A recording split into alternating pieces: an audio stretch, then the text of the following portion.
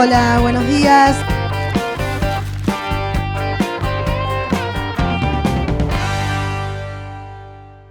Fabiola Oliveros, que nos va a estar presentando Agile Roadmap for Cybersecurity Maturity.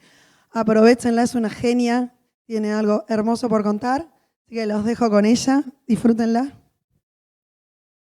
Muchas gracias por la presentación, Flor. Le agradezco mucho.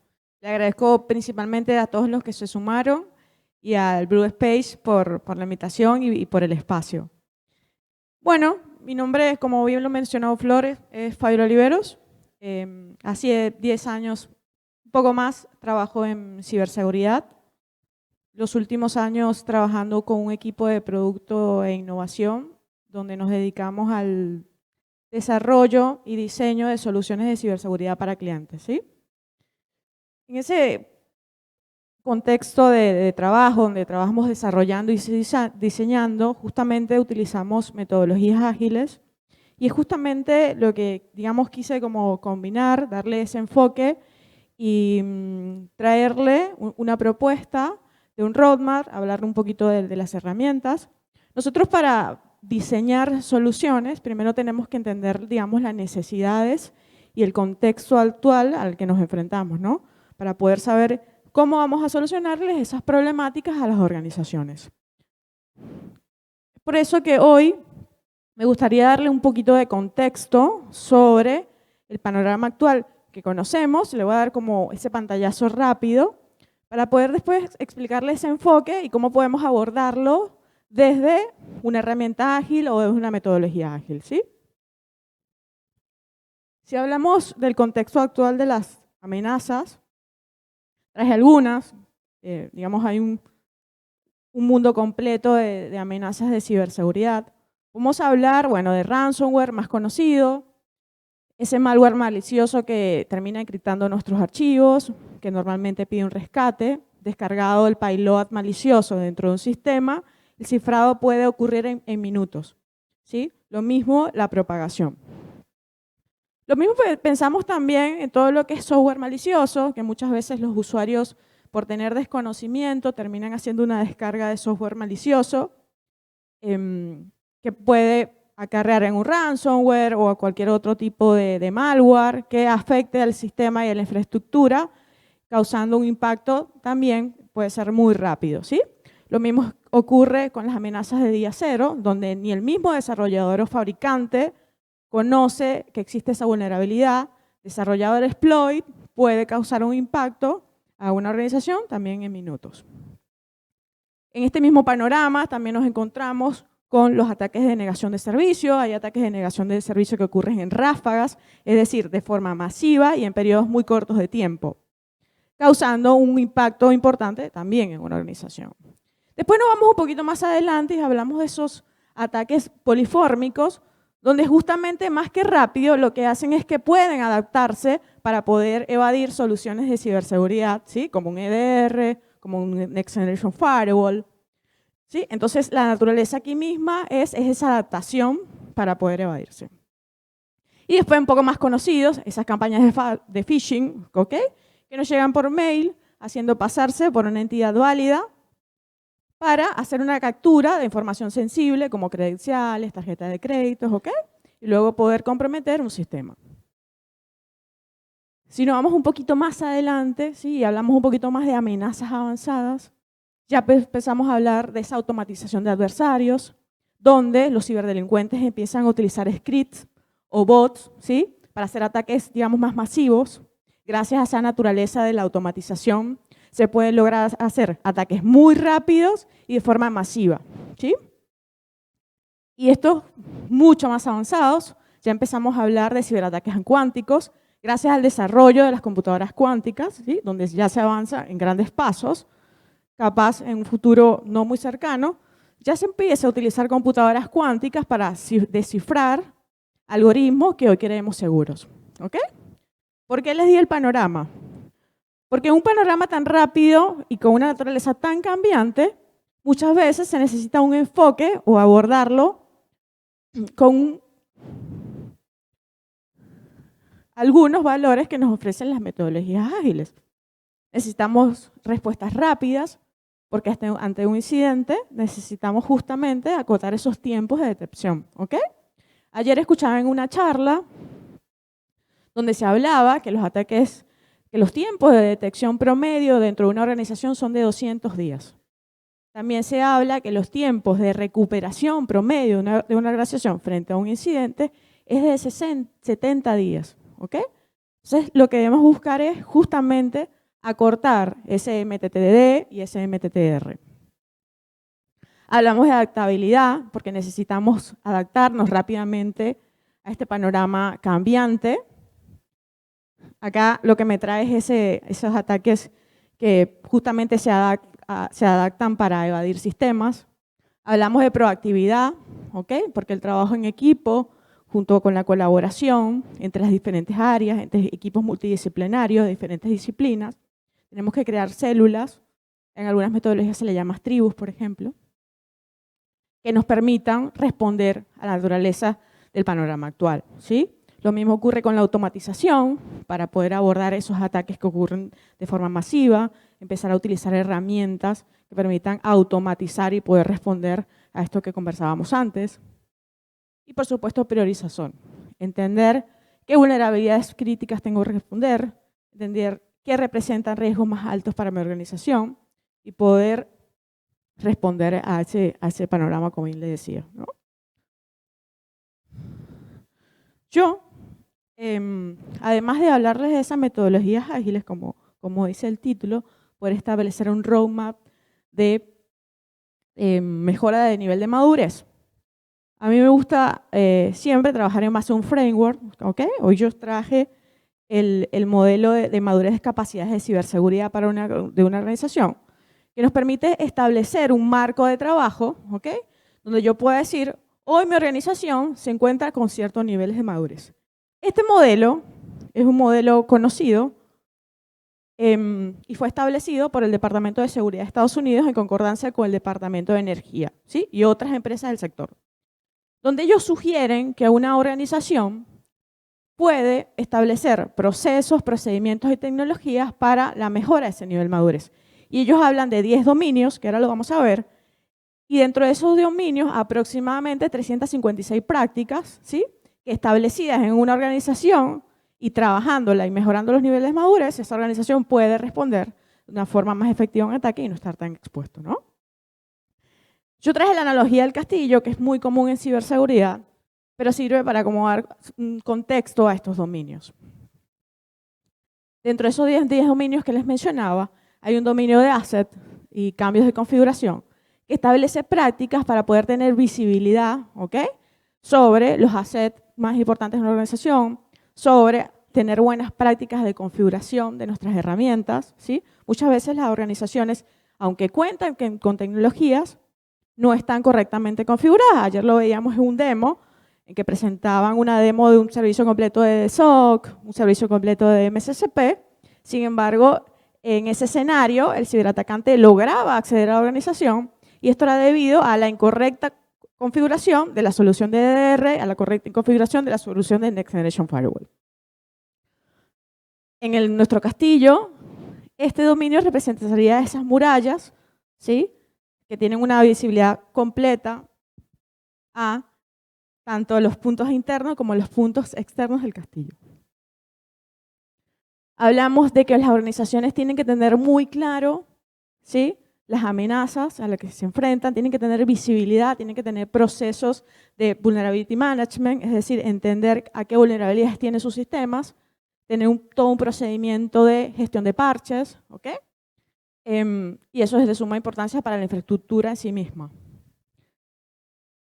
Dentro de esos dominios hablamos de la importancia de contar con un plan de administración de riesgos, ¿ok? Entender cuáles son los riesgos más altos, cuáles son los riesgos de menor impacto, de mayor impacto. Por eso es de suma importancia este dominio y representaría, digamos, esa torre de vigilancia principal que trabaja junto al plan estratégico. Hablamos de la importancia, por supuesto, del Identity Access Management, donde yo tengo que entender qué usuarios entran a mi sistema o entran a mi castillo, ¿sí? Cómo se administran esos usuarios, cómo se administran esos privilegios. En este caso sería la puerta del castillo. Cuando hablamos de la situación, hablamos justamente de entender cuál es la situación. Aquí hablamos de la necesidad de contar con assessment, de la necesidad de contar con herramientas que nos permitan tener visibilidad de lo que tengo, ¿ok? Introduce a tecnologías de CIEM, a tecnologías o a servicios de SOC, ¿ok? Que me permita entender la situación completa de mi organización.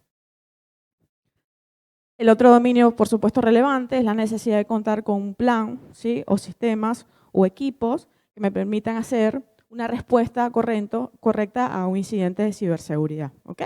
Y eso mismo está asociado, por supuesto, a la continuidad del negocio, donde yo debería contar con un plan de recuperación, restauración y un plan de continuidad. Hablamos de las terceras partes, ¿sí? La importancia de conocer cómo yo me relaciono con mis terceras partes, mis proveedores, por ejemplo, y entender que no estar comprometido, ¿ok? Por el nivel de ciberseguridad bajo de una tercera parte. Entonces, es muy importante poder hacer una evaluación de los proveedores. Hablamos de la administración de la fuerza de trabajo, esto es más conocido como la concientización de los usuarios, ¿sí? La importancia, muchas veces se habla de que los usuarios son el eslabón más débil. Yo tengo una visión distinta de eso. Para mí los usuarios son esa fuerza de trabajo que también, bien, correctamente concientizada, puede ayudarnos en la ciberseguridad de la organización. La ciberseguridad, más que un área, debería ser cultura de la organización y todas estas áreas deberían estar involucradas, deberían proteger a la organización y entrar correctamente entrenados.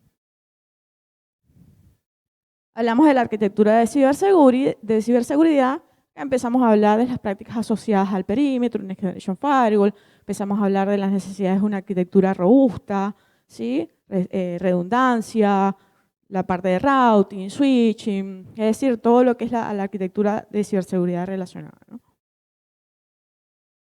Y por último, por supuesto, ese programa de administración de ciberseguridad es ese plan más estratégico que acompañe cada uno de estos dominios y que nos permita entender y contar con ese plan estratégico.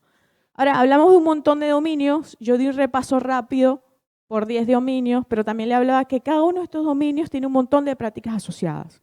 La pregunta es, ¿cómo administramos esto? ¿Cómo priorizamos cada uno de estos proyectos asociados?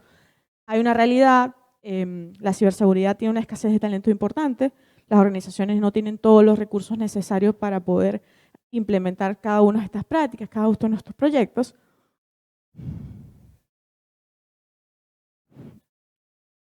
Y las organizaciones, paso esto rápido, no tienen visibilidad normalmente sobre su nivel de madurez. Este modelo plantea, ¿okay?, que podemos trabajar en base de cada uno de estos dominios y establecer diferentes niveles de madurez, ¿sí? Desde un nivel 0, donde la organización no tiene absolutamente nada o tiene alguna herramienta puesta por colocar, es decir, en cada una se practica un nivel muy bajo. Un nivel 1, donde se empiezan a implementar algunas herramientas, se empieza a administrar algunas herramientas, contar con algunos procesos, pero no hay ningún tipo de documentación. En cada una de estas prácticas también se puede establecer un nivel 2, donde existen herramientas, existen procesos documentados, pero el nivel es relativamente alto, pero no es óptimo, ¿ok? Y por último, se plantea el nivel 3, donde ya se puede decir que la organización tiene un nivel de madurez alto en cada uno de los dominios y prácticas. Me quedé sin voz.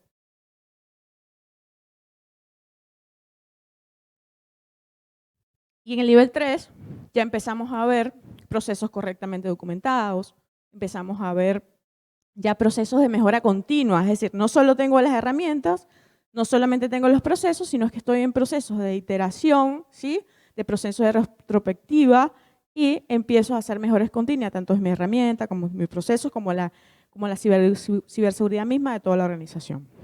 Y ustedes se preguntarán, ¿cómo puedo implementar este modelo y qué herramientas puedo utilizar para contar con un roadmap que me permita avanzar en la mejora de mi nivel de madurez, ¿no? Inicialmente, yo sugiero o recomendamos contar la iniciativa para poder concientizar y encontrar un apoyo de implementación de estas prácticas. Una fase inicial es poder evaluar el estado actual, es decir, yo necesito inicialmente hacer un assessment para entender la postura actual de mi organización y entender en qué nivel estoy. Eso puede resultar en un nivel 0, puede resultar en un nivel 1, puede resultar que en algunas prácticas tengo un nivel alto y en otras tengo que mejorar, y eso es lo que yo debería priorizar, ¿sí?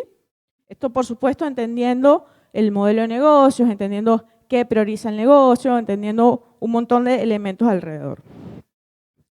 Además de esto, después de entender mi postura, dónde estoy y hacia dónde debo ir, es necesario contar con un plan estratégico donde justamente se pueda desarrollar y priorizar dónde tengo que trabajar. Es decir, por ejemplo, si salí mal en el dominio de asset porque no tengo una herramienta de, no sé, de inventario, de gestión de activos, poder establecer en ese plan estratégico qué prioridad tiene y qué impacto tiene en caso de sufrir un ciberaccidente relacionado a esto. Y a partir de esto, empezar a implementar esas mejoras, empezar a monitorear el progreso y asegurar esa mejora continua, ¿ok? En procesos de iteración constante. Hasta este punto le vengo hablando de niveles de madurez, le vengo hablando de la necesidad debido al panorama, le vengo hablando de consejos generales de cómo implementarlo. Pero yo hoy particularmente les traje 3 herramientas asociadas a metodologías ágiles. Hay muchísimas, depende de qué hagamos, depende si desarrollamos, depende si diseñamos productos. Pero aquí lo importante es las herramientas de metodologías, porque no dejan de ser marcos de trabajo, es cómo las implemento, cómo las utilizo, para qué me sirven. Yo particularmente traje 3, User History, Sprint y Roadmap, porque me parecía interesante poder compartirlos con ustedes. User History lo que nos permite es entender la necesidad de nuestros usuarios, ¿sí? Entender qué tiene mayor impacto, ¿sí? Entender qué debo priorizar. ¿Por qué yo necesito entender la necesidad de los usuarios?